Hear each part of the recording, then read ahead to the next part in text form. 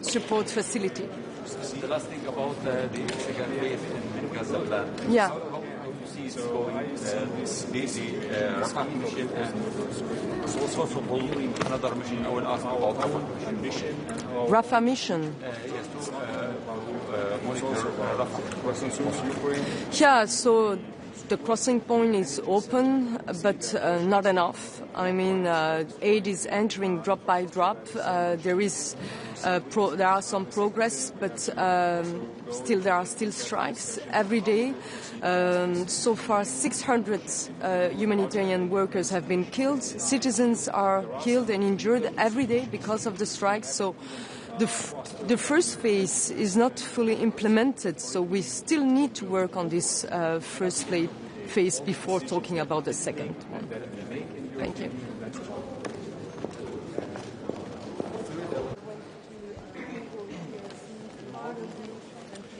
So, guten Morgen, meine sehr verehrten Damen und Herren. Ja, das Arbeitsjahr hat begonnen. Die Europäische Union hat große Aufgaben vor sich und die müssen wir nacheinander abarbeiten und das werden wir auch in dieser Woche wieder erneut versuchen. Was steht im Mittelpunkt der Beratungen jetzt bei unserem Treffen heute und auch bei den weiteren Treffen im Verlauf der weiteren Woche? Natürlich die weitere Unterstützung der Ukraine. Wir werden uns heute noch einmal mit unserem Kollegen Sevilla zusammenschalten. Die deutsche Position ist ganz klar. Wir müssen jetzt Festigkeit zeigen. Wir müssen die Ukraine nachhaltig unterstützen. Und wir müssen genau das machen, was wir auch im vergangenen Jahr getan haben, weiter den Druck auf Russland erhöhen. Deswegen arbeiten wir intensiv an dem 20. Sanktionspaket. Und ich bin auch sicher, dass wir am Ende des Tages erfolgreich sein werden. Alle Probleme, die es gibt, sind zu bewältigen. Mit Klarheit, mit Festigkeit an der Seite der Ukraine, mit einer klaren europäischen Orientierung. Ich bin über die ungarische Position erstaunt. Wir werden mit unseren ungarischen Kollegen darüber diskutieren. Ich glaube nicht, dass es richtig ist, wenn Ungarn seinen eigenen Kampf für die Freiheit, für die europäische Souveränität verrät. Und deswegen werden wir hier auch mit unseren Argumenten noch einmal in Budapest, aber auch natürlich hier in Brüssel an die Ungarn herantreten, dass man die Position überdenkt.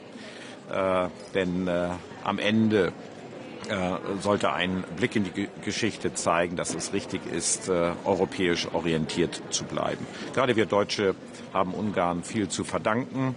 Wir wissen das.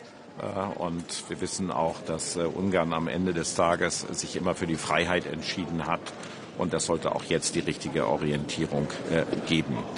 Ich glaube, dass das ganze Jahr schon, das kurze Jahr, das wir jetzt erlebt haben, gezeigt hat, dass jetzt die Stunde Europas geschlagen hat. Und deswegen wird die Bundesregierung auch diesen Kurs weiterverfolgen, für europäische Souveränität zu sorgen. Und das heißt, es ist auch ein Prozess des sich Erarbeitens. Die geschieht nicht durch Knopfdruck, sondern die geschieht durch Geschlossenheit, durch Klarheit und durch Orientierung an unseren europäischen Interessen. Das hat die Diskussion gezeigt, die wir über Grönland hatten. Das hat die Diskussion gezeigt, die wir in der Zolldiskussion mit den Vereinigten Staaten von Amerika schon in den vergangenen Tagen hatten. Und genauso werden wir auch mit Selbstbewusstsein, mit der Orientierung an europäischen Interessen in die nächsten Diskussionen hineingehen. Herr Minister, eine Frage zu der Unterstützung an die Ukraine. Ja. Also Deutschland ist ja da der größte Geldgeber und vor allem seitdem Amerika nicht bezahlt. Es gibt immer weniger andere, die dazu beitragen. Kann das so weitergehen?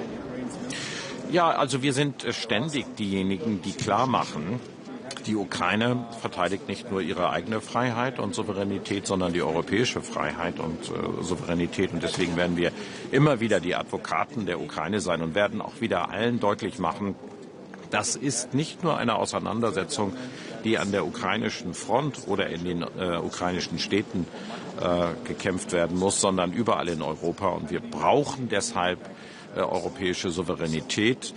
Wir werden jetzt sehr stark dafür werben, dass wir einerseits natürlich die militärische Unterstützung stärken, aber eben auch die Energieinfrastruktur der Ukraine zu stärken haben werden. Und ich glaube, da gibt es auch ein größeres Feld, wo wir Unterstützerinnen und Unterstützer generieren können.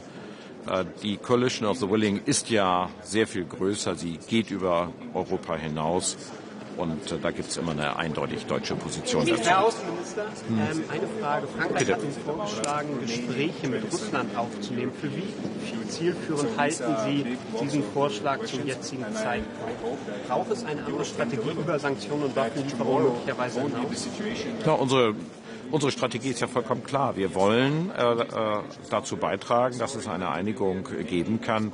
Aber sie scheitert ja an dem völligen Unwillen Russlands, ernsthafte Gespräche zu führen. Und solange nicht auf russischer Seite erkennbar ist, dass man ernsthaft kompromissbereit ist, müssen wir keine Selbstzweifel haben in Europa, sondern unsere Offenheit ist immer da, Gespräche zu führen.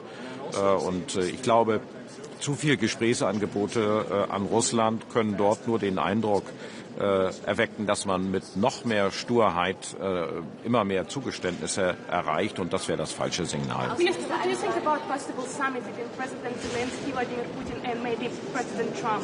And should Europe be represented also at this possible event?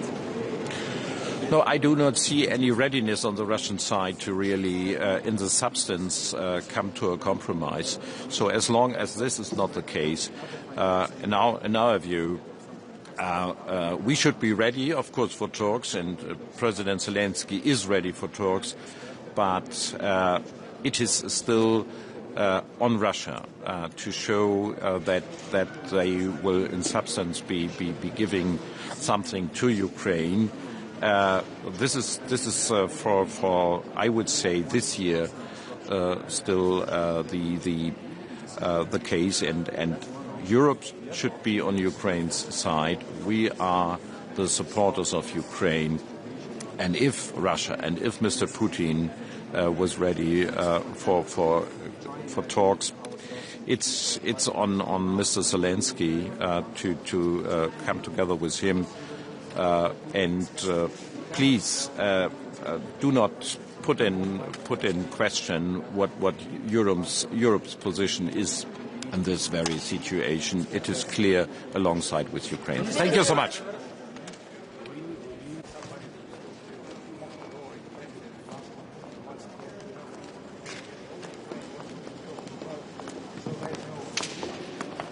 Dzień dobry Państwu. Rada do Spraw Zagranicznych Unii Europejskiej spotyka się w przeddzień 4. rocznicy rosyjskiej inwazji na Ukrainę, więc pierwszy temat jest oczywisty. Będziemy mówili o tym, jak pomóc dzielnie walczącej Ukrainie, jak wprowadzić dodatkowe sankcje także na flotę złomu, przez niektórych nazywaną flotą cienia. Ale na agendzie też inne ważne sprawy, takie jak dezinformacja czy sytuacja na Bliskim Wschodzie. To będą główne tematy obrad.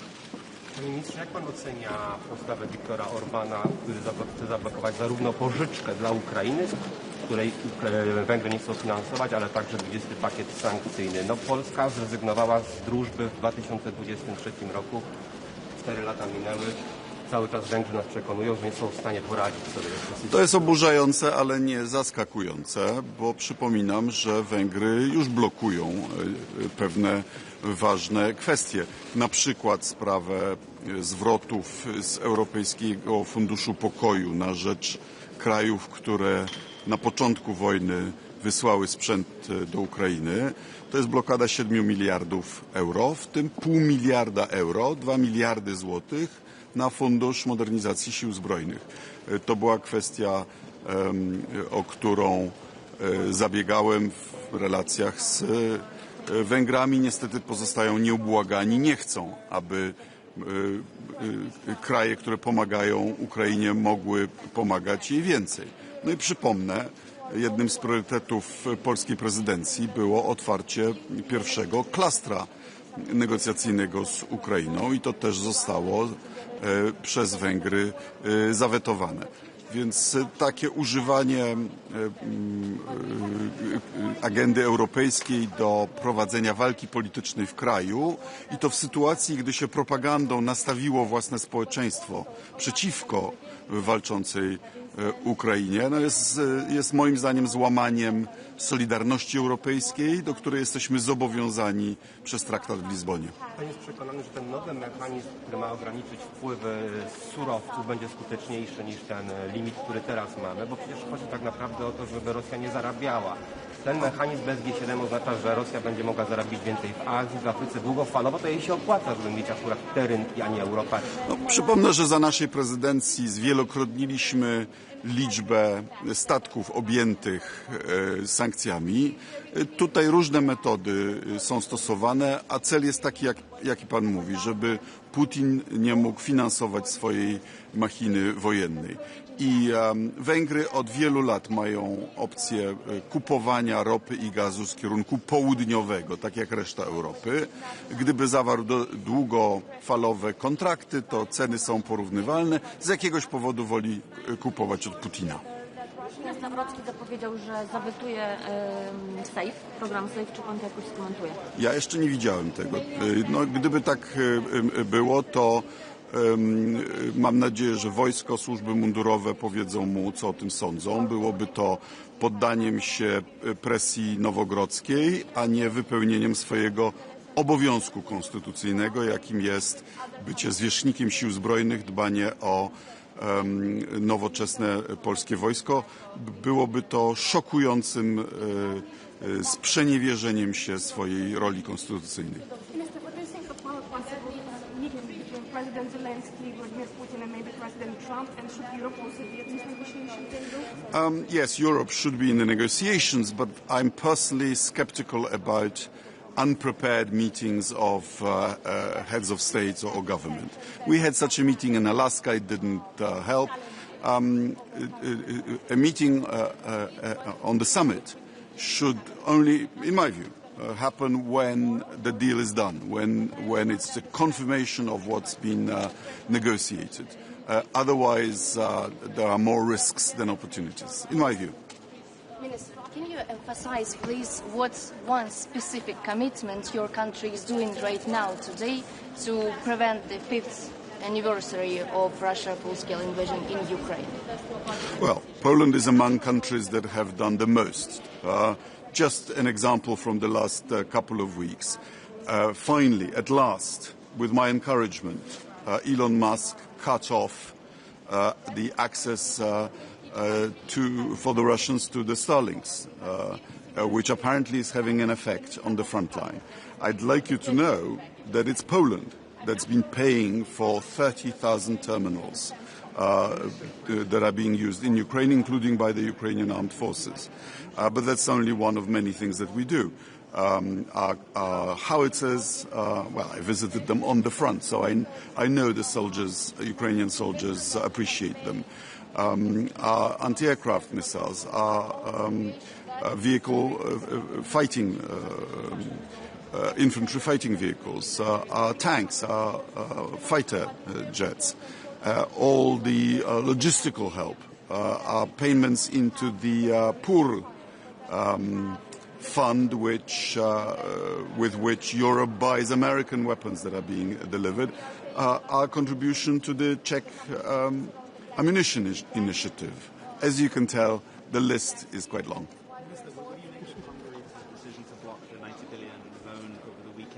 Do you think that the EU should have like a plan B in case this loan doesn't come ahead? You know, the thing that shocks me fundamentally is that while Ukraine is defending itself against the might of the Russian army, Hungarians used to understand what it's like. You know, Budapest was invaded, in fact twice in the 20th century, but once by the Red Army.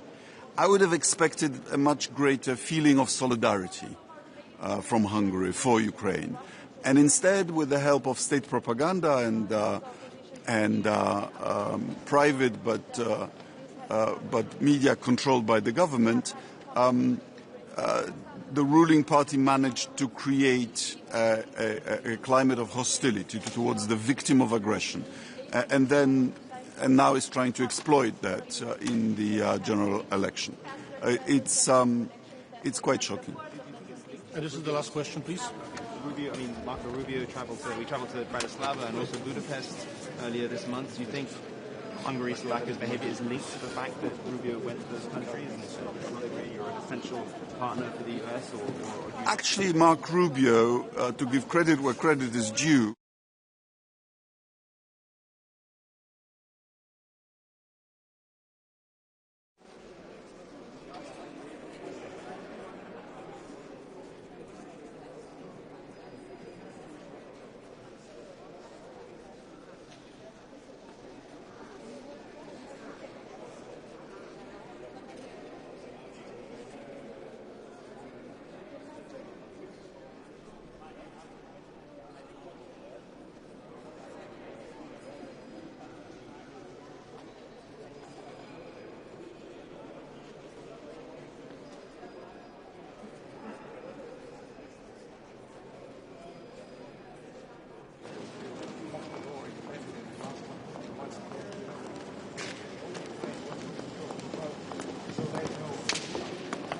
Dzień dobry Państwu.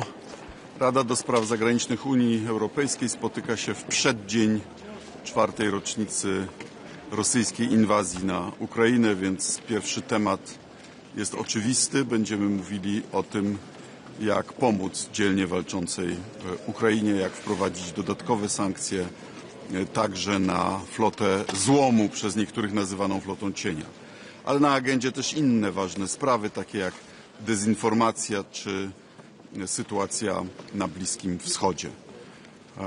To będą główne tematy obrad. Panie ministrze, jak pan ocenia postawę Viktora Orbana, który chce zablokować zarówno pożyczkę dla Ukrainy, której Węgry nie chcą finansować, ale także 20 pakiet sankcyjny? No, Polska zrezygnowała z drużby w 2023 roku. 4 lata minęły. Cały czas Węgrzy nas przekonują, że nie są w stanie poradzić sobie.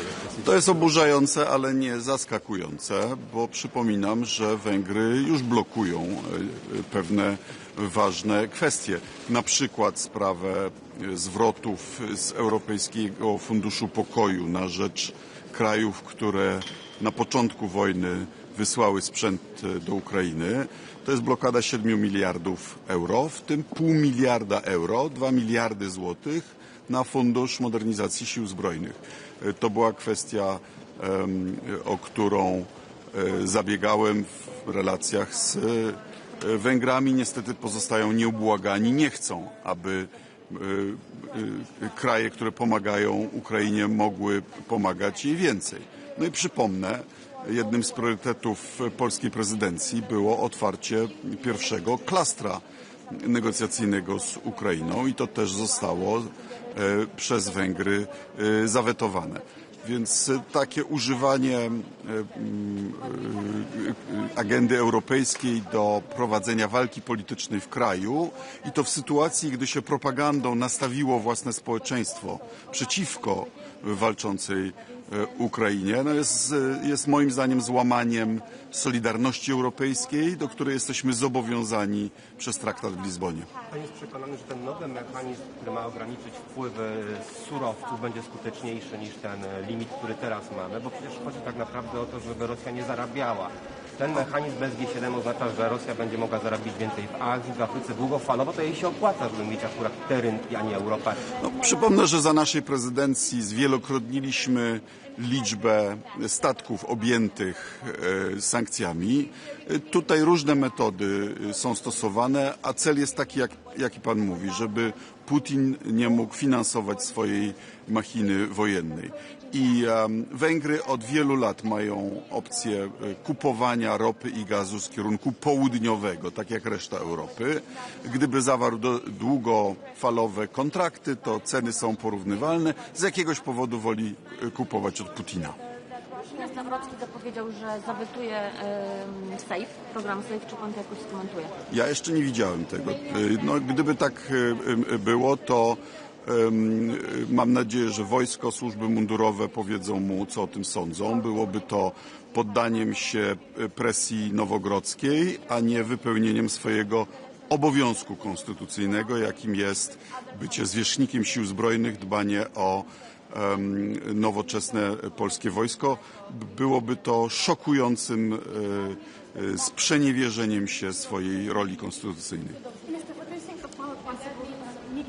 President Zelensky, Vladimir Putin, and maybe President Trump, and should Europe also be at this negotiation table? Yes, Europe should be in the negotiations, but I'm personally skeptical about unprepared meetings of heads of state or government. We had such a meeting in Alaska, it didn't help. A meeting on the summit should only, in my view, happen when the deal is done, when it's a confirmation of what's been negotiated. Otherwise, there are more risks than opportunities, in my view. Minister, can you emphasize, please, what one specific commitment your country is doing right now, today, to prevent the 5th anniversary of Russia's full-scale invasion in Ukraine? Well, Poland is among countries that have done the most. Just an example from the last couple of weeks. Finally, at last, with my encouragement, Elon Musk cut off the access for the Russians to the Starlinks, which apparently is having an effect on the front line. I'd like you to know that it's Poland that's been paying for 30,000 terminals that are being used in Ukraine, including by the Ukrainian armed forces. But that's only one of many things that we do. Our howitzers, well, I visited them on the front, so I know the soldiers, Ukrainian soldiers, appreciate them.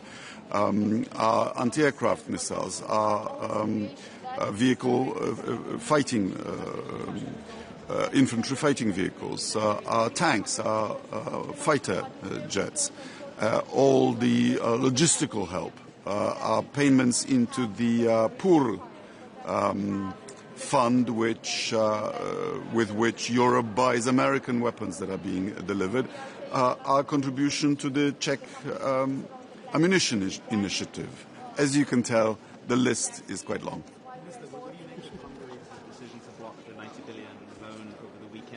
Do you think that the EU should have like a plan B in case this loan doesn't come ahead? You know, the thing that shocks me fundamentally is that while Ukraine is defending itself against the might of the Russian army, Hungarians used to understand what it's like. You know, Budapest was invaded, in fact twice in the 20th century, but once by the Red Army. I would have expected a much greater feeling of solidarity from Hungary for Ukraine, and instead, with the help of state propaganda and private but media controlled by the government, the ruling party managed to create a climate of hostility towards the victim of aggression, and now is trying to exploit that in the general election. It's quite shocking. And this is the last question, please. Marco Rubio traveled to Bratislava and also Budapest earlier this month. Do you think Hungary-Slovakia's behavior is linked to the fact that Rubio went to those countries and you're an essential partner for the US? Actually, Mark Rubio, to give credit where credit is due, previously persuaded Hungary not to veto one or two things. So I hope he spoke to Viktor Orban in those terms, and I talked to him in Munich, and we discussed this too. Panie premierze, ostatnie pytanie. Jutro zaczyna się piąty rok wojny. Nie zapytam pana, czy to już jest koniec, ale czy to chociaż jest koniec początku, jak mówił Churchill. Myśli pan, że przekroczyliśmy już ten moment, kiedy powoli zaczynamy widzieć szansę na jakieś zakończenie, czy nie jest pan? No oby to, że Ukraińcy w tej chwili w niektórych miejscach kontratakują, odzyskują teren, powinno wreszcie przekonać Putina, że nie jest w stanie przełamać frontu, że nie jest w stanie wygrać tej wojny, niezależnie od tego, ile cierpień narzuci ludności cywilnej. Ale to w dyktaturach tak bywa, że złych wiadomości nikt dyktatorowi nie chce przynieść. Więc Putin może nie mieć prawdziwego obrazu ani tej wojny, ani rosyjskiej gospodarki. Dopiero gdy dojdzie do wniosku, że nie jest w stanie wygrać po akceptowalnym koszcie, dopiero wtedy zmieni kalkulacje i dopiero wtedy powstanie szansa na pokój. Dziękuję bardzo. Dziękuję.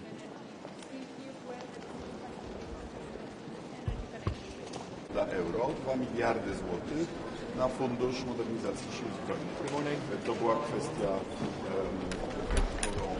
Good morning. We are here today, the European Council of Foreign Affairs, to reiterate our strong support for the peace process in Ukraine. Romania supports the 20th package of sanctions, and we're also continuing to do our own work, specifically to increase the investments in the energy grid connection. This is something very important for the current moment, where we see Russia is using energy as a weapon of war, but also for the future reconstruction plan and economic prosperity. What we have seen in the 4 years of unprovoked war of aggression is not just a war that Russia started unprovoked against Ukraine, but also a Russia that is against its own citizens, having sent to death or having now victims that are injured in hospitals of more than 1 million Russian citizens. We see Russia having a decision to go against its own citizens, where they have stopped freedom of speech and all the things that we enjoy in our democracies. That is why we're going to discuss today also something that is very important across the European continent,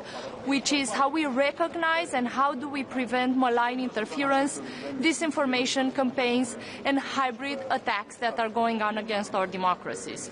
We see it very clearly that the courage, the resilience of the Ukrainian people have allowed them to go through these 4 years with the courage intact. We see that the empathy and the great organization of the international community has helped us reach this point, but it is not enough. We need to increase the pressure on the aggressor. It's time for Russia to pay for what they have done, and it's time to ensure together that Russia will not start again their own networks that generate profit for their war machine. Romania stands by the 20th package of sanctions. In the disinformation, foreign interference conversation, we're also going to bring our own expertise. We have had our own experience with these campaigns, and we are ready to share from the lessons we have learned, but also to collaborate with other countries to create better instruments in terms of preventing and in terms of combating this type of interferences in our democracies. We do not need just a democracy shield. We need European immunity to those interferences. And that means free media, that means resources for independent journalists, and that means investment in our resilience, our education, and our societal resilience.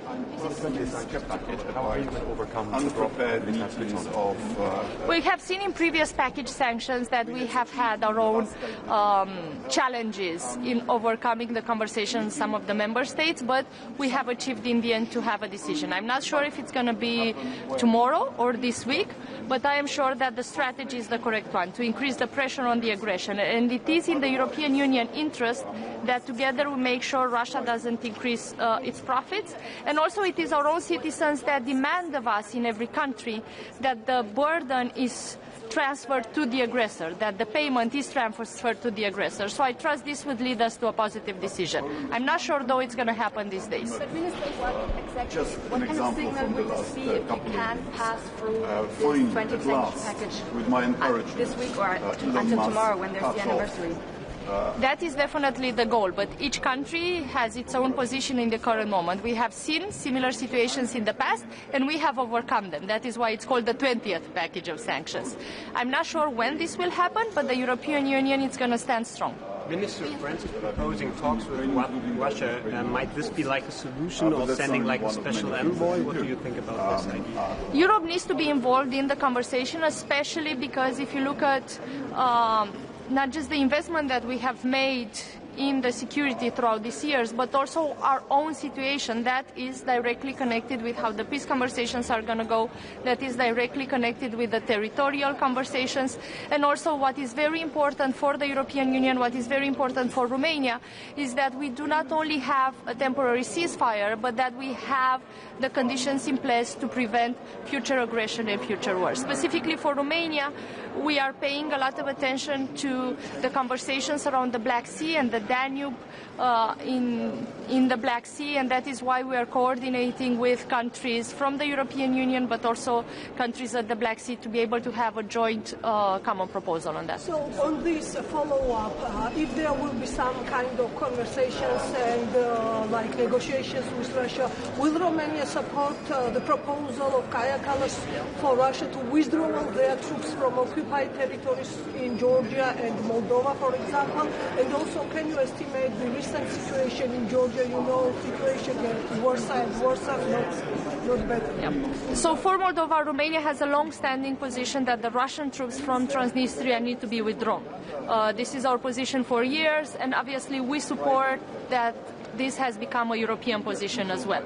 We have had conversations with President Maia Sandu and the Moldovan government, and we see also encouraging news in Transnistria in the sense of citizens being able at this moment in time to also have hopes for a European future. We have seen it in past referendums and past elections that, for example, a third of the Transnistrian citizens have decided on a European future. So we see there's a way of integrating the region, but the Russian troops, of course, need to withdraw from there.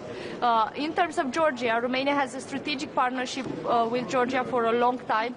We support the aspirations, the desires of the Georgian citizens towards a European future. We have had clear signals in terms of what we see now at the government and institutional level, where democracy is challenged, and, for example, leaders of the opposition have faced trials, have faced interferences from the justice system that still need to be clarified from Georgia in how they explain it to the European Union.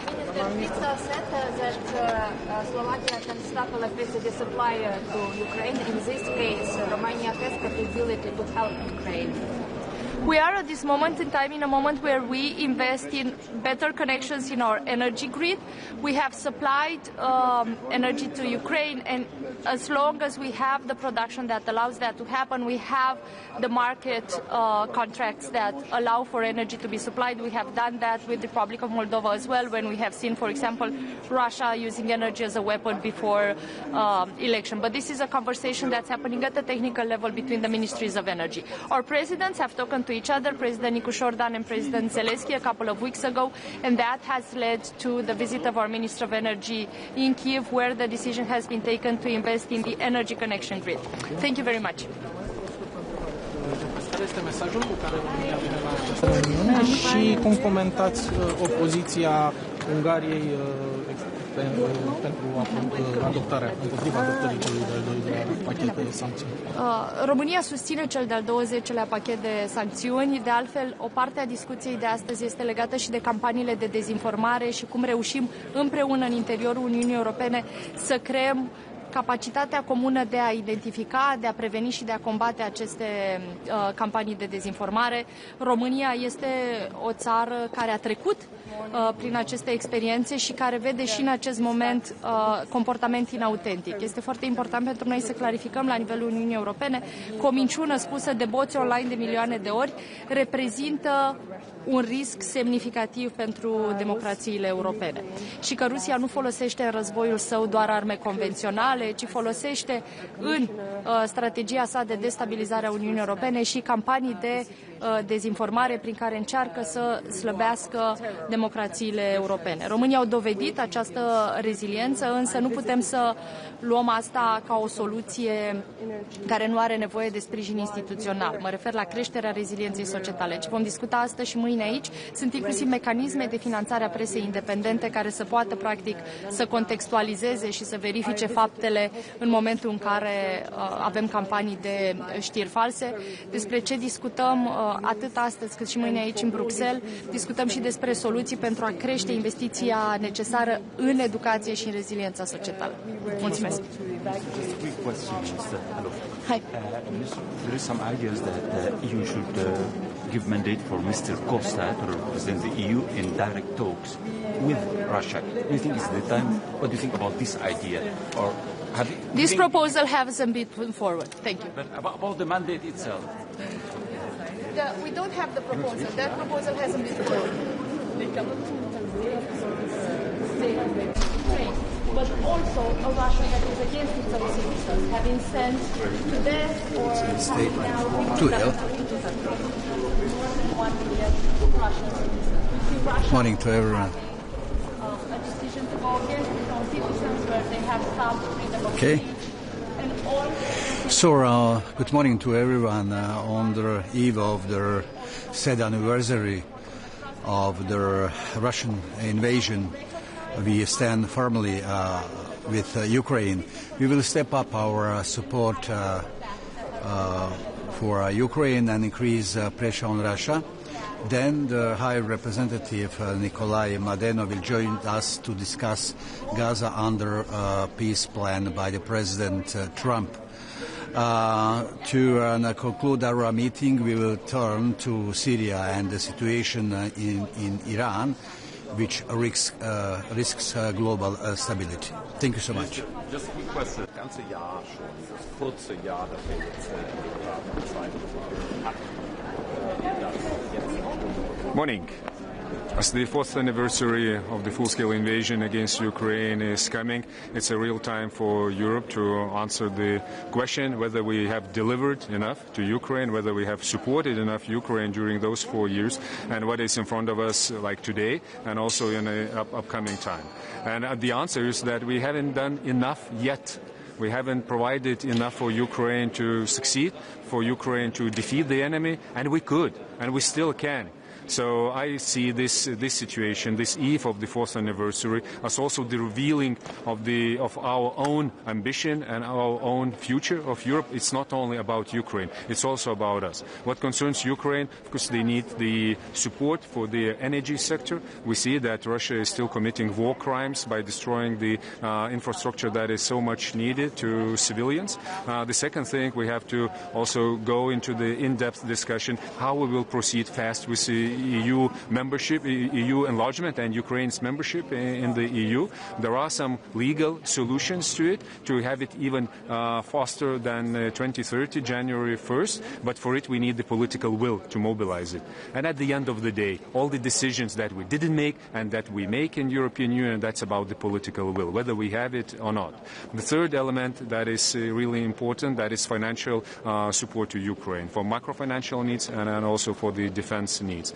And the 90 billion package that was so difficultly accepted and that we agreed upon last year, we have to move forward. And I'm really upset and frustrated that one of the countries is blocking it for the reasons that are internal or external, I don't know, but they are not based in European needs. They are not based in European security interests. And I really expect that we can have the open and honest discussion, looking each other to the eyes and answering these questions. What we are doing here, what we are disrupting. Is it only about Ukraine or is it about us remaining 27 in European Union? So these are big blocks of questions, and I hope that Europe can deliver. That tomorrow it won't be the situation when we will be saying that we are sorry, 20th package is not there. We are sorry, 90 billion, maybe next month, maybe somewhere in the future. And if we're making the decision on 20th sanctions package, immediately we have to work on the 21st, because there are still big primes, Russian primes that are not sanctioned. Rosatom, not there. Lukoil, in the American sanction list, but not in ours. Why? We should do it. And then also, same with the maritime service ban, we have to introduce it really fast, and I expect that it will be also in 20th sanctions package. Minister, do you believe that you can overcome this block of Hungary and Slovakia today? I still have this optimism that we will be successful, maybe even today, maybe a bit later, using all the tips and tricks that we used previously, also coming from the European Commission, a bit of threat of the other financing, a bit of something extra, but we cannot proceed like this. We cannot give away those carrots each time and then expect that, there will be one country that will block, so what we will deliver to them. It cannot work like this. European Union was designed in different way. We share the interests, we see the common threat picture, and this accordingly we act. And we have one constant disruption. Then I have the question whether we should review the decision-making process. That's one option. The other option is to invoke the Article 7 and just stop this exploitation of the principle of unanimity. It is really damaging and dangerous. And if someone cannot see it, try imagine ourselves in the future, like 5 years from now, when we will look back and we will answer ourselves. So what we did here, what we were discussing. We cannot sell Ukrainians political declarations. They won't fight with those papers on the battlefield. They need hard currency, and they need instruments, and they need and expect us that we will put pressure on Russia. So this is, for me, really revealing moment about Europe's security. How it's possible that Hungary can block this loan for Ukraine if they not a part of this agreement? I guess we created the system that would involve everyone, and based on the principle of unanimity, what concerns multi-year financial framework. Yes, they have this right, but this time we see the member state that is exploiting each right that was given for them for the different reason. That was not the reason just to disrupt the decision-making process. If we would write our own constitutions based on the principle that we would want to prevent anyone from disrupting it and stopping it, would look differently. Because we do this assumption that we all share something and we want to be faster. Yeah, so it's really disappointing. But I'm still optimist. Thank you very much. Question on Ukraine, please. One question. Can you please emphasize what kind of commitments your country is doing right now to prevent the 5th anniversary of the full-scale invasion in Ukraine? So from our side, what we promised a couple of years ago, that we will provide at least 0.25% of our GDP for the security and defense needs for Ukraine. So we continue with this. During the springtime, my ambition is to proceed further with the faster membership and the accession to European Union for Ukraine. We do a lot what concerns our projects of the support to Ukraine related to the membership. That is EU for Ukraine project, when we support the administrative capacities, and also many others, as bringing also the experts and specialist Ukrainians back to Ukraine. So there is a lot to do, not only on the military and security field. Yeah, and we still stand with the Ukrainian society. You're really courageous, and we are really proud of you, and we have this duty to support with everything we have. Thank you. Thank you.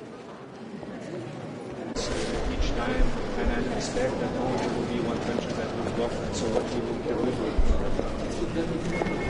Yes. Good morning. I'll make a statement from Slovenia. We are entering in the 5th year of the horrible Russian aggression in Ukraine. And we have to say that it's unbearable to see the human suffering, the destruction. The winter is here, the cold, and people really suffering, civilians, women and children. And that shall not become a new normal. We have to stop this war. We have to make Russia to bring to a ceasefire and to a just and lasting peace for Ukraine. More than 19,000 Ukrainian children have been forcibly displaced, have been stolen, and we have to bring them back to the country. And we have to really find an agreement how to end this war. The sunflower that we have today represents the sun, it presents the light, it's going towards the light, and this is what is our message today.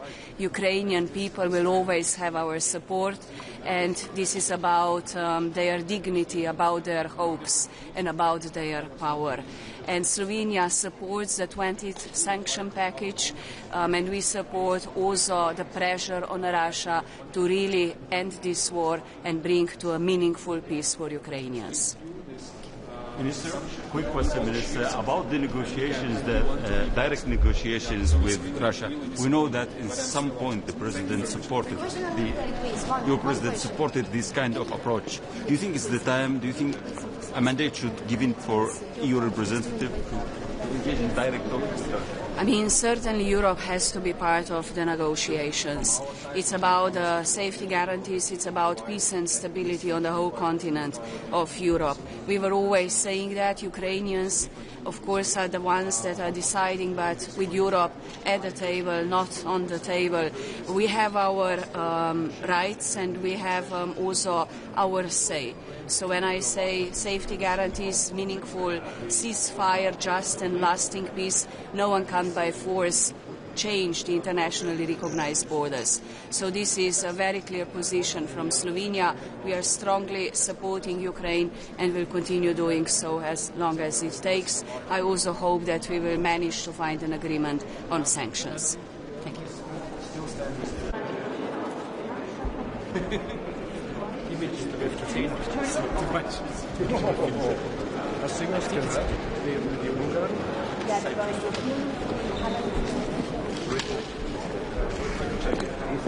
Good morning. Kalimera. Good morning. Today, tomorrow, marks another year since Russia's full-scale invasion of Ukraine, and we stand here with our Ukraine friends in solidarity and support, taking every measure in our within our power to support them. Now, today is the second Agri-Fish Council under the Cyprus presidency, in a moment where Europe must reinforce its resilience, must reinforce its strategic autonomy, while remaining open to the world, while remaining engaged with the world. And food security lies in the heart of this vision. Now, at the center of our work is, of course, CAP after 2027, and for us, CAP is not just another financial instrument, it's not just another policy instrument, it's one of the greatest success stories of European integration, is the cornerstone of our farmers' support, is the cornerstone of our rural communities' support. As agriculture ministers, we share the responsibility that the new MFF architecture must provide adequate support and stable support to our farmers, must provide adequate support in order to have an innovative and future-proof primary sector. Now, today, we are focusing on the scope and targeting of national recommendations for CAP, a very important discussion. Of course, there are diverse perspectives, but as I've said, it is an important discussion, because we want to make sure that our policies are targeted, our policies are simple, and our policies are aligned with the farmers' needs across the Union. We are also discussing about the fair treatment of the farmers within the food supply chain, and also the strategic importance of food security, the global food security within the framework of FAO. I'm confident that we will be having another productive discussion. Thank you. Minister, sorry, one question. The European Court of Auditors told that in reality the CAP reform is more complex, add more complexity. It's very complex for the farmers and also for the administrations. So what are your concrete proposals in order to improve this Commission proposal? Close collaboration with all farmers' organizations, moving forward all procedures with omnibus, okay, and making sure that we will have a balanced and strong CAP, taking into account what the member states want, and make a bridge with the Commission and the member states. Thank you so much. Thank you. Ναι. Θα περιμένουμε τις επόμενες μέρες κλιμάκια από τη Σάρους. Έχει ήδη ζητηθεί. Είμαστε σε στενή επαφή με την Επιτροπή, σε στενή επαφή και καθοδήγηση, παίρνουμε καθοδήγηση από την Επιτροπή και ακριβώς έχω ζητήσει να δω και τον αρμόδιο Επίτροπο για αυτό ακριβώς το θέμα, για να είμαστε σίγουροι ότι έχουμε γρήγορο και άμεσο συντονισμό για να προστατεύσουμε την παραγωγή μας, για να προστατεύσουμε τους κτηνοτρόφους μας. Ευχαριστώ. Thank you.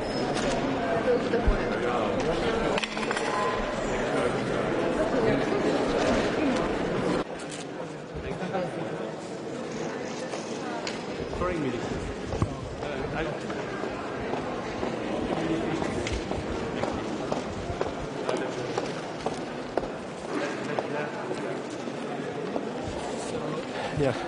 Good morning. As from Latvian side, I would like to raise two very important points.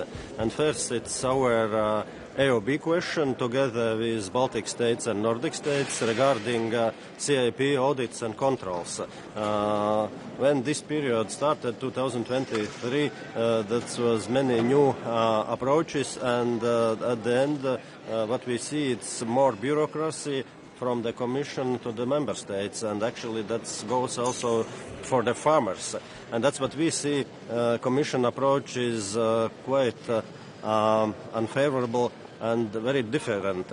For example, in previous period they was applying corrective measures, but now they already applying, as there is some incompliances, applying financial corrections, and that makes very difficult this approach in the new period. And we are asking together with Baltic and Nordic countries and those countries who are supporting our AOB question to make a new approach and to be more flexible and not to make more bureaucracy. Because bureaucracy starts in Brussels, then it goes to member states, and then the farmers are not happy because they are receiving all rules and regulations from us, and that is not the way. Commission proposing and saying, there should be less administrative burdens and less bureaucracy. But in reality, from the 2023, it's a different way. And that's what we would like to raise and urge Commission to make some moves. The second is our non-paper together, Latvia, Estonia, Lithuania, Romania and Bulgaria regarding the convergence, internal convergence. And that's what we are saying. Proposal which comes from the Commission and the formula what they are proposing not solving the problem. Actually, the formula they are but they proposed, and the Commission said there will be convergence regarding direct payments, but it's not like that. We are saying, there must be a specific approach, some top-ups for those countries who are not reaching the average EU direct payments. And for example, in Latvian case, we are only on the 74% level, and that is quite unfair after almost 24 years in the European Union. So there is such a difference, and which causes unfair competition between farmers. So two many points. So thank you very much.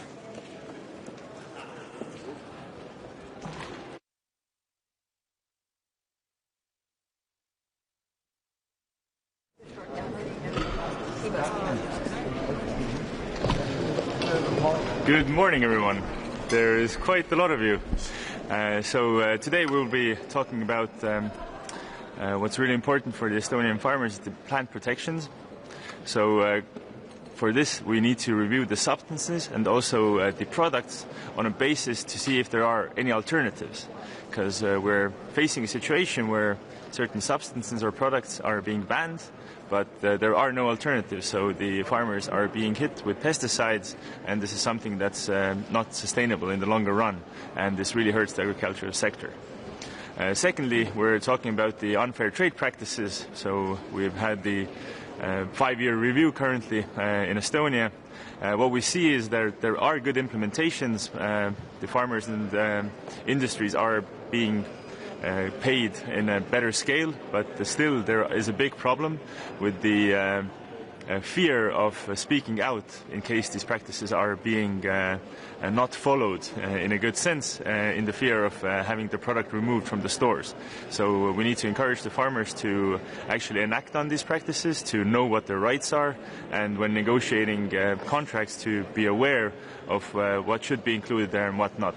And thirdly, I would like to mention the common agricultural policy discussions in where our position is that the suggestions that come out from the Commission should come out as early as possible so they could be added to the planning, but also that the suggestions should be on a suggested level because the structures and the emphasis and priorities of countries are different. So most of these policies should be suggestive, and we should let the decisions be taken on a national level on how to enact these. Thank you.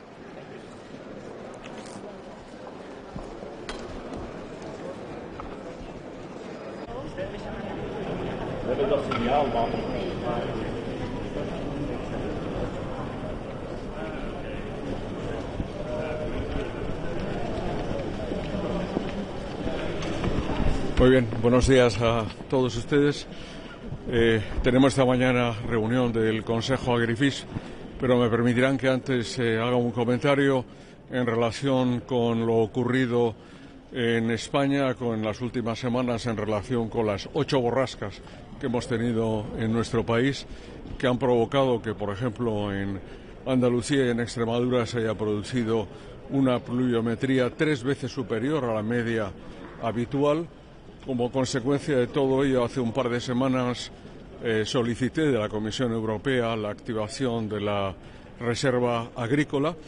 El pasado martes, en Consejo de Ministros, adoptamos un paquete de ayudas para 619 municipios, las explotaciones presentes en 619 municipios de España, por importe de 2.874 millones de euros, de los cuales 2.174 millones de euros son de ayudas directas, 600 millones para reparar infraestructuras de riego y también caminos rurales y 100 millones para bonificación de créditos de la línea ICO-MAPA-SAECA y también para la bonificación de avales. La semana pasada también, el pasado jueves, el comisario Jansen visitó Andalucía y confirmó efectivamente la activación de la reserva agrícola y esperamos que pronto la Comisión nos dé respuesta a las cuestiones que le hemos planteado y en particular también a todos los elementos, es fuerza mayor, lógicamente, de flexibilización de la PAC. Desde el Gobierno y desde el Ministerio lo tenemos muy claro y así se lo hemos comunicado a las comunidades autónomas afectadas, en particular a Andalucía y Extremadura, que siendo una fuerza mayor se pueden aplicar las normas relativas a la flexibilidad en el cumplimiento de las condiciones de la política agrícola común. En el orden del día de hoy hay 3 temas básicos. El primero se refiere a la política agrícola común post-2027, el segundo a la Directiva de Prácticas Comerciales Desleales y el tercero a la discusión estratégica sobre el futuro de la FAO, en el que se mantendrá en el almuerzo que tenemos a mediodía. Sobre el primer punto, sobre la PAC, junto a Francia y Portugal, España ha preparado un documento para intentar lograr aquello que nos habíamos planteado como primer punto, como en esta reforma, como como aspecto estratégico a defender. La PAC tiene que continuar siendo una política europea y eso significa evidentemente que tenga un reglamento que sea capaz de cubrir todos los aspectos que se refieren a las intervenciones de la política agrícola común. La Presidencia, a raíz de la propuesta de la Comisión, ha planteado el incremento del número de artículos del reglamento que deba versar sobre la PAC. Nos parece positivo, pero nos parece insuficiente y por eso, junto a Francia y a Portugal, presentamos un documento que hasta el momento presente ha sido apoyado por 14 Estados miembros más. Somos ya 17 y probablemente seremos más después de la discusión, es decir, una mayoría del Consejo en favor de que se incluyan más conceptos básicos y, por tanto, se reconstruya aquello que hemos pedido desde el principio, que es la PAC como política europea que se mantenga como tal. Pongo un ejemplo. La definición de agricultor activo, que no está incluida en este paquete. ¿Qué sentido tiene determinar que un agricultor o un ganadero va a percibir las ayudas de la política agrícola común si eso no lo llevamos a cabo, evidentemente, en el marco de la agricultura y la alimentación? No veo al Consejo de Asuntos Generales decidiendo quién es agricultor que deba o no percibir la PAC. Y no me refiero solo a la discusión en el seno del Consejo, me refiero a la aplicación. Quiero decir, se puede discutir a nivel europeo, a nivel nacional. La última PAC lo hicimos a nivel nacional, pero está claro que ese es un tema central y un tema central que los ministros de Agricultura queremos que se discuta en el Agrifish. No sé quién teme a los ministros de Agricultura, pero lo que sí que tengo claro es que ejercemos nuestras competencias y pensamos continuar haciéndolo en defensa de nuestros agricultores y ganaderos. Segundo punto, en relación con las prácticas comerciales desleales. Hay un informe de evaluación. Como saben ustedes, este es el tema que en España dio origen a la ley de la cadena alimentaria.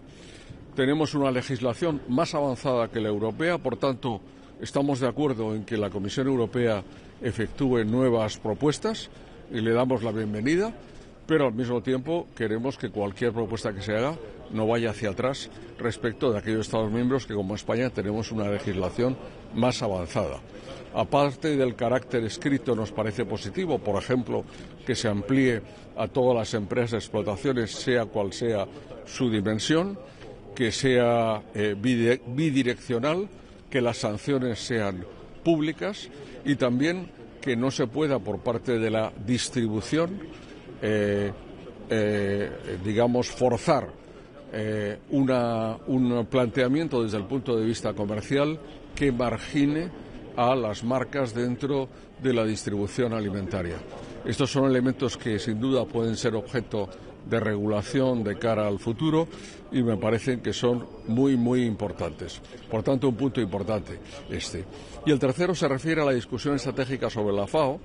Como saben ustedes, en el marco de UN80 está en estos momentos discutiéndose un informe sobre la puesta al día de las estructuras de la FAO. Se han creado 2 grupos de trabajo. Es muy importante porque la FAO y su objetivo sobre acabar con el hambre y la malnutrición continúa siendo, por desgracia, un objetivo de actualidad. Estamos hablando pues casi en torno a los 700 millones de personas en el mundo que pasan hambre y más del doble que están con problemas de desnutrición. Por tanto, continúa siendo un objetivo fundamental. En este momento estamos viviendo una crisis a nivel de los organismos de Naciones Unidas, de las relaciones internacionales, de una puesta en duda de su papel, pero por eso es muy importante que se oiga la voz de la Unión Europea. Por razones de credibilidad, porque somos un socio fiable, que no solo somos la Unión Europea más los 27 Estados miembros el primer donante, sino que además defendemos unos principios de democracia, de libertad, de respeto y evidentemente los derechos humanos básicos, como es el derecho a la alimentación, que están en nuestro ADN. Por eso tenemos también una responsabilidad particular y voy a pedir, como España, que en este proceso de reforma la voz de la Unión Europea se escuche fuertemente y seamos capaces de influir sobre el futuro de esta organización, que es absolutamente fundamental para nuestro planeta y sin duda, para la alimentación en el mundo. Estos son los temas que hoy vamos a tratar. Evidentemente hay puntos varios, si quieren ustedes algún comentario sobre alguno, pero estos son los puntos básicos. A su disposición. Ministro, sobre el acuerdo comercial con Estados Unidos, la Unión Europea. No sé si usted es partidario de que el Parlamento Europeo posponga la votación de ratificación o no, o no sé si tenemos... Bueno, esta es una... Sí, vamos a ver, una situación pues compleja, ¿no? Quiero decir, lo que haga el Parlamento Europeo le corresponde al Parlamento Europeo decidirlo. Ayer la Comisión Europea, en un comunicado yo creo que tremendamente claro por parte de la presidenta y por parte del comisario Šefčovič, también indicaron cuál es la posición. Nosotros trabajamos con la Comisión Europea porque esta es una cuestión de interés comunitario. España es parte de la Unión Europea y, por tanto, nuestra postura está definida en este ámbito. Hay 2 temas que nos preocupan. El primero, que la aplicación de este nuevo arancel universal del 15% más la aplicación con el tratamiento de nación más favorecida pudiera dar lugar a aranceles superiores al 15%, como un riesgo, lo plantea el comunicado. Y como muy bien dice el comisario Šefčovič, un acuerdo es un acuerdo. Y por tanto tenemos que mantener el acuerdo que tenemos en estos momentos con Estados Unidos. En segundo lugar, que se producen efectivamente, al plantearlo con carácter universal, desventajas competitivas. Es el problema Los aranceles no son un buen instrumento de política comercial y aquí lo estamos viendo claramente. Lo que hacen es provocar disrupción en lugar de provocar lo que las empresas exportadores e importadores quieren, como el gobierno de España, que es estabilidad y predictibilidad.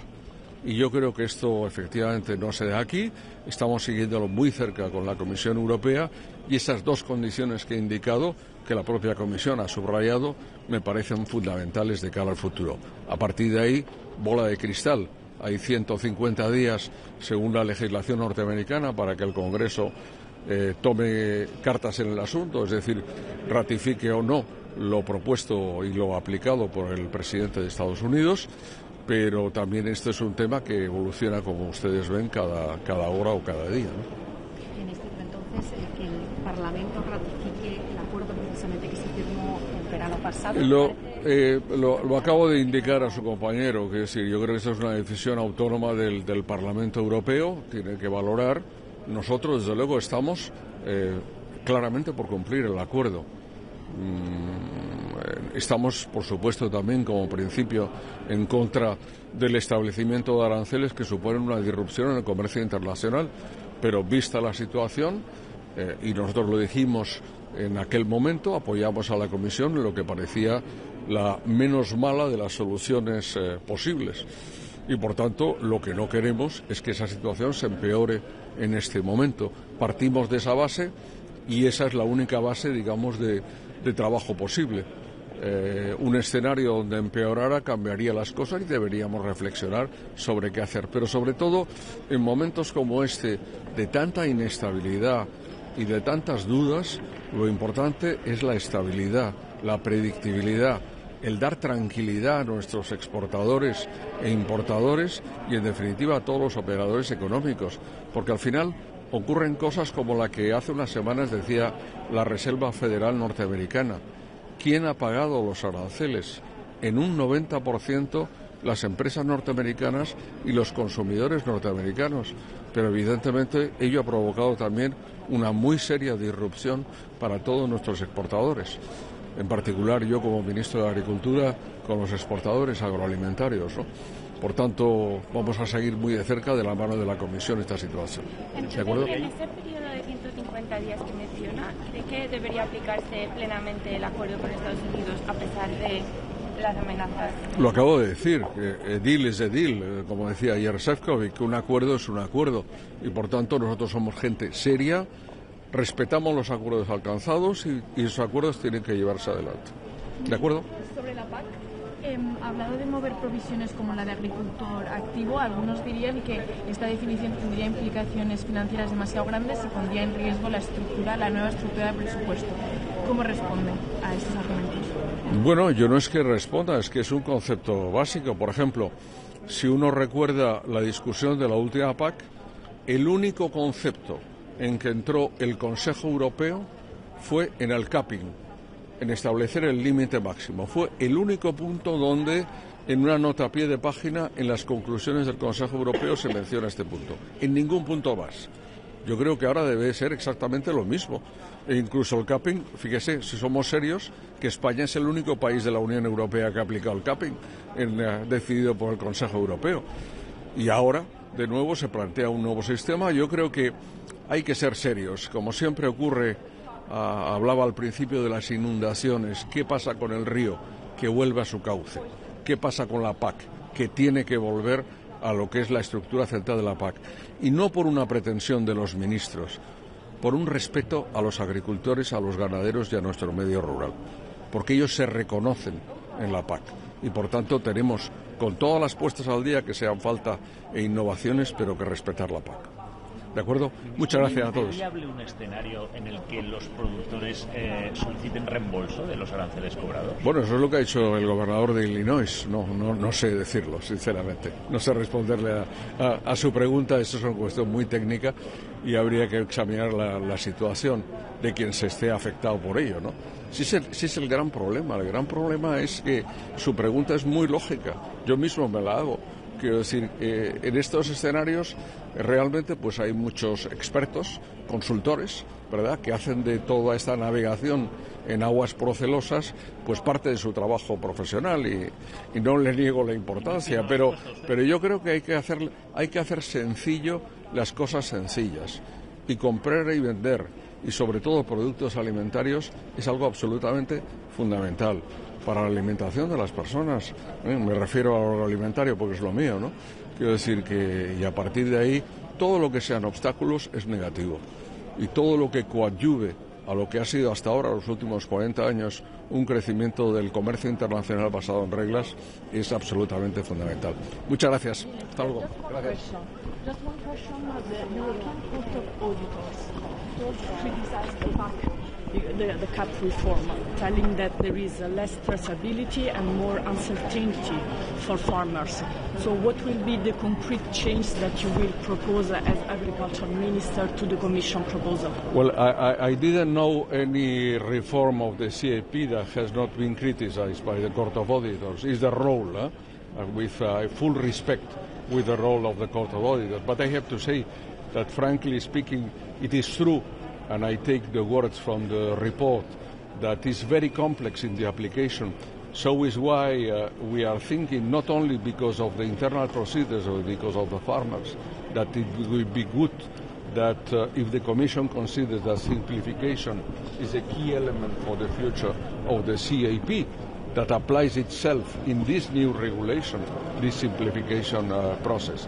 And what it respects to accountability and to rendering of the accounts and the use of public funds, full agreement with the Court of Auditors. I think that is absolutely necessary, that all for the public funds are well expended, and we have a clarity and justification and traceability about that. Thank you. Thank you.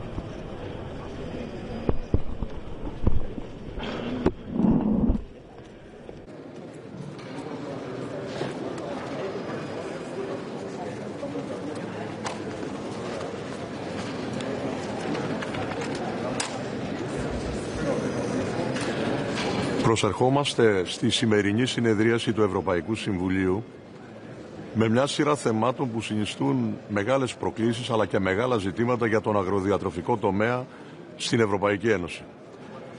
Είναι πολύ σημαντικό να δούμε τα επόμενα βήματα που αφορούν στη διαμόρφωση των όρων και των συνθηκών της νέας προγραμματικής περίοδου. Κυρίως για να διασφαλίσουμε την ανθεκτικότητα του πρωτογενούς τομέα, να στηρίξουμε εισοδηματικά τους Ευρωπαίους αγρότες, αλλά και να δώσουμε μια πραγματική δυνατότητα ουσιαστικής ανάπτυξης και βιωσιμότητας του πρωτογενούς τομέα σε ευρωπαϊκό επίπεδο. Σε αυτή την προσπάθεια είμαστε όλοι με το βλέμμα στο μέλλον, με δεδομένη τη συνθήκη ότι ο αγροδιατροφικός τομέας εξακολουθεί να είναι ένας πραγματικά σημαντικός παράγοντας ανάπτυξης για όλες τις ευρωπαϊκές κοινωνίες, αλλά και βεβαίως μια παράμετρος η οποία δίνει προστιθέμενη αξία σε όλες τις χώρες κράτη-μέλη. Με αυτόν τον τρόπο θα μπορέσουμε να έχουμε και για τα πολλά επόμενα χρόνια επαρκή προϊόντα, κυρίως όμως θα έχουμε δώσει τη δυνατότητα σε ένα μεγάλο κοινωνικό σύνολο που είναι οι Ευρωπαίοι αγρότες να επιβιώνουν και να μπορούν να αναπτύσσονται μέσα από τις συνθήκες που τους προσφέρει η ίδια η Ευρωπαϊκή Επιτροπή.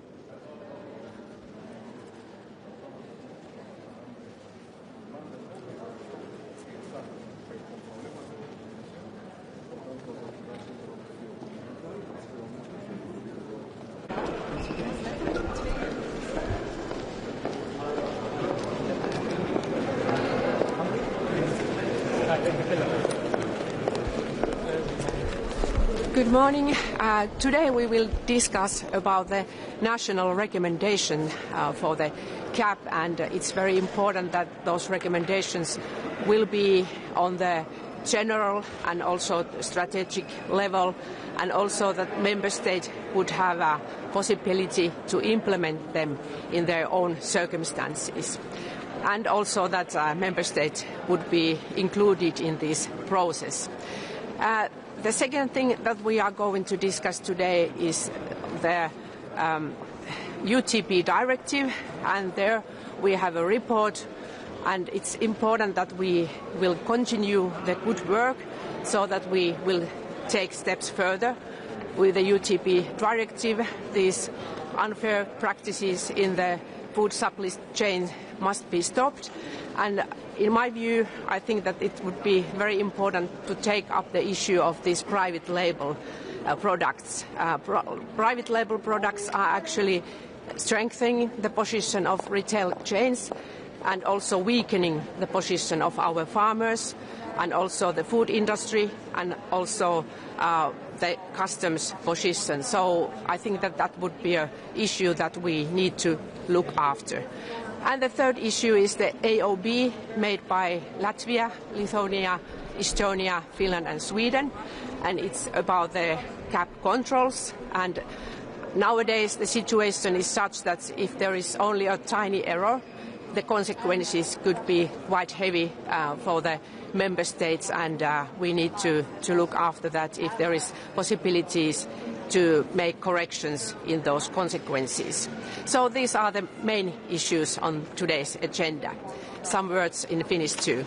Eli tänään me keskustelemme näistä kansallisista suosituksista, joita CAPiin liittyy, ja on tärkeää tietenkin, että nämä suositukset ovat aika yleisellä tasolla ja mahdollistavat myöskin sitten sen, että jäsenvaltiot voivat ne pistää toimeen omassa ympäristössä ja sille ympäristölle sopivalla tavalla. Ja tietenkin on tärkeää, että jäsenvaltiot pysyvät sitten näiden suositusten tekemisessä mukana. Sitten toisena keskustelemme näistä epäterveistä kauppatavoista, keskustelu, jota käymme tällä hetkellä myöskin Suomessa, ja liittyy osittain esimerkiksi näihin kauppojen omiin merkkeihin, jotka vahvistavat näiden kauppaketjujen asemaa, mutta valitettavasti heikentävät sitten muiden asemaa tässä ruokaketjussa, eli alkutuottajien ja myöskin sitten teollisuuden asemaa, ja myöskään kuluttajalle ne eivät pitkällä tähtäimellä ole hyödyllisiä. Ja tietysti sitten tärkeää on myöskin huomioida se, että me tulemme kiinnittämään tänään tässä Latvian johdolla tehdyssä AOB:ssa huomiota siihen, että minkälaiset sanktiot seuraavat tällä hetkellä pienistäkin virheistä, joita noissa CAP-maksatuksissa tapahtuu, ja sen takia on tärkeää, että niitä tullaan jollakin tavalla myöskin suhteellistamaan. Eli nämä ovat tämän päivän agendan tärkeimmät asiat. Kiitos. Yes, we reassess the impact of EUDR by April, and there are some reports of certain changes in the products that could be affected. Do you want to go beyond that? Are you going to make any requests to the Commission at this point? I think that it would be very important to make some simplifications still, because the postponement is not enough, and especially when we look at the small and medium-sized entrepreneurs, it's important that there will be a further simplification for the EUDR. During this council, or will you leave this to your environment? Well, I think that the dialogue is very important. With the dialogue, we have already managed to postpone it, and so I think that this dialogue is important. I'm sure that the Commission also understands that the competitiveness of the EU area is now very important. We shouldn't have an extra burden for our companies, and so I think that this would be a benefit for all. Thank you. It's the 4th anniversary of the war in Ukraine, and the agriculture policy support for Ukraine played a strong role in supporting Ukraine. Some different opinions still on the table that we can't do it for a long time. What do you think about this point? The political goal to have Ukraine in EU is the most important, and so we are supporting Ukraine in every possible means, and that also includes the agriculture policy. I'm sure that with the proportional proportional means, we can also have these questions on the table and also have answers for those questions. Thank you. Thank you.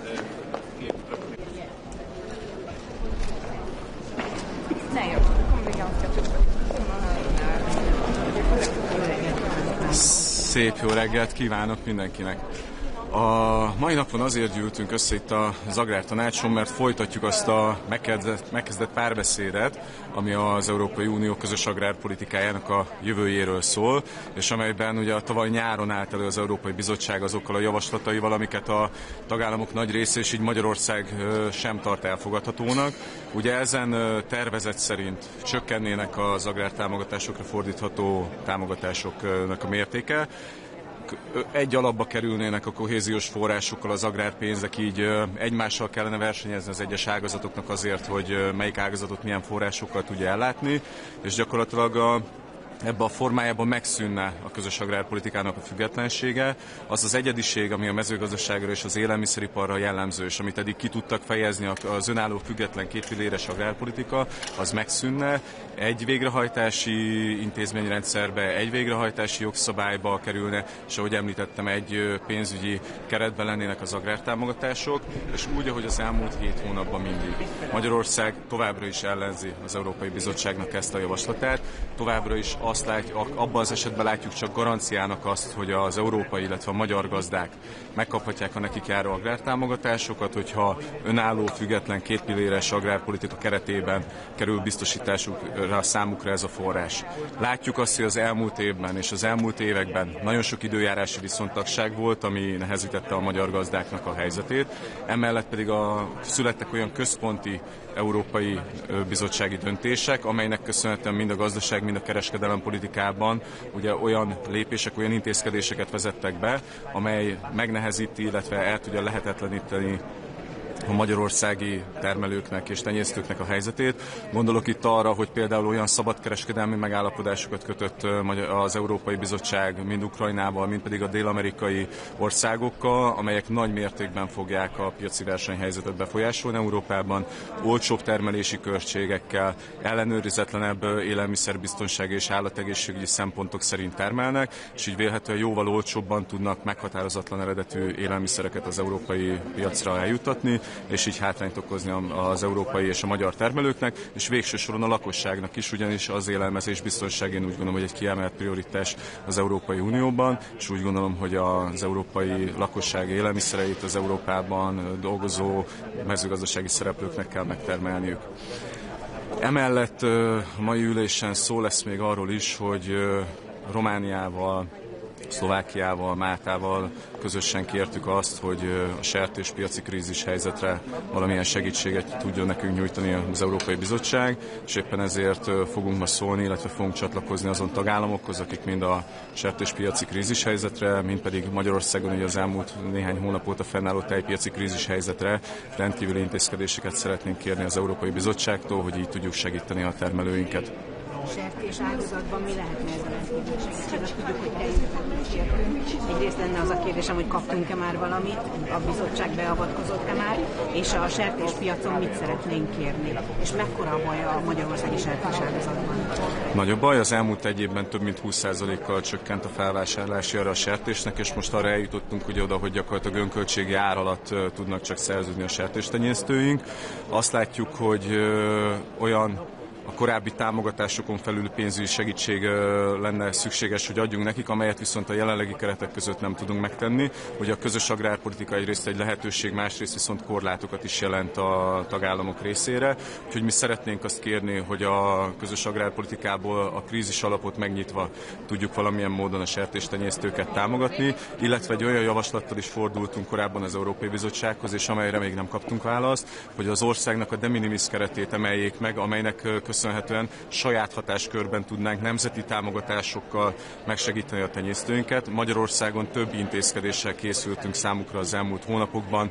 Hitelmoratóriumot vezettünk be például a fennálló hiteleikre, illetve egy rendkívüli kocatámogatást biztosítunk részükre, amelyet viszont a tenyésztők egy része nem tud igénybe venni tekintettel az uniós szabályokra.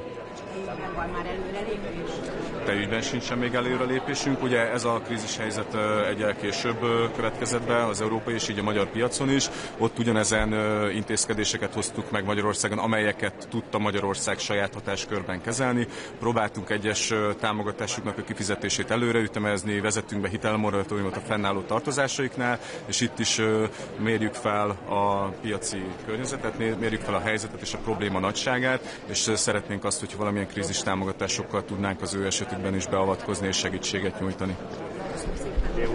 Köszönöm szépen a lehetőséget.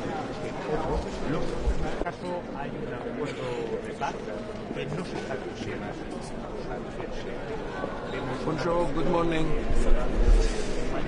I'll make a statement in Greek. Συμπληρώνονται σήμερα αύριο 4 χρόνια από την επίθεση της Ρωσίας στην Ουκρανία κατά σαφή παραβίαση κάθε έννοιας διεθνούς δικαίου και του καταστατικού χάρτη του Οργανισμού Ηνωμένων Εθνών. Σήμερα η Ευρωπαϊκή Ένωση και η Ελλάδα θα δηλώσουν τη συνισχυζόμενη βούλησή τους για στήριξη της Ουκρανίας και ταυτόχρονα για στοχευμένες κυρώσεις, οι οποίες θα έχουν ένα ωφέλιμο αποτέλεσμα. Θα πρέπει να δηλώσουμε με κάθε κατηγορηματικότητα ότι οι επιθέσεις κατά αμάχων και κατά ενεργειακών υποδομών αποτελούν σαφέστατη παραβίαση του διεθνούς δικαίου και δεν είναι ανεκτές. Σε ό,τι αφορά τη Μέση Ανατολή, είναι ιδιαίτερος κρίσιμο να εισέλθουμε στη δεύτερη φάση του ειρηνευτικού σχεδίου. Η Ελλάδα, σε συνεργασία με την Παλαιστινιακή Εθνική Επιτροπή και την Παλαιστινιακή Αρχή, θα είναι εκεί τόσο σε ό,τι αφορά την ανθρωπιστική βοήθεια και την ανασυγκρότηση, όσο και την σταθεροποίηση της περιοχής. Θα ήθελα να επισημάνω ότι η Παλαιστίνη συνιστά ένα ενιαίο σύνολο μεταξύ Δυτικής Όχθης και Γάζας και γι' αυτό η οποιαδήποτε επικιστική δραστηριότητα δεν θα πρέπει να αναπτύσσεται. Η Ελλάδα επιμένει ότι θα πρέπει να υπάρξει μια νέα όθηση έτσι ώστε να έχουμε πολιτική λύση η οποία θα επιτρέψει την ίδρυση του Παλαιστινιακού κράτους ταυτόχρονα με ένα ασφαλές Ισραήλ. Σε σχέση με το Ιράν, η θέση της Ελλάδας είναι ότι θα πρέπει να εξαντληθεί κάθε διπλωματικό μέσο έτσι ώστε να μην υπάρξει περαιτέρω κλιμάκωση η οποία θα δημιουργήσει συνθήκες πολύ μεγάλης αναταραχής στην ευρύτερη περιοχή και στον κόσμο. Θα έχω την ευκαιρία σήμερα να τοποθετηθώ και να ενημερώσω τους συναδέλφους μου υπουργούς εξωτερικών για τη βούληση της Ελλάδας να αναλάβει σειρά πρωτοβουλειών σε σχέση με την ενταξιακή πορεία των Δυτικών Βαλκανίων. Τα τελευταία 4 χρόνια η Ευρωπαϊκή Ένωση έχει ήδη αναπτύξει πολλές δράσεις οι οποίες κατατείνουν στην ανθεκτικότητα και την ανταγωνιστικότητά της. Είναι σημαντικό η Ευρωπαϊκή Ένωση να παραμείνει συνεπής μετά το 2023 και την ατζέντα της Θεσσαλονίκης να δώσουμε μια νέα όθηση, ένα νέο όραμα στους λαούς των Δυτικών Βαλκανίων και η Ελλάδα θα φροντίσει να είναι επισπεύδουσα σε αυτό. Ευχαριστώ. Thank you.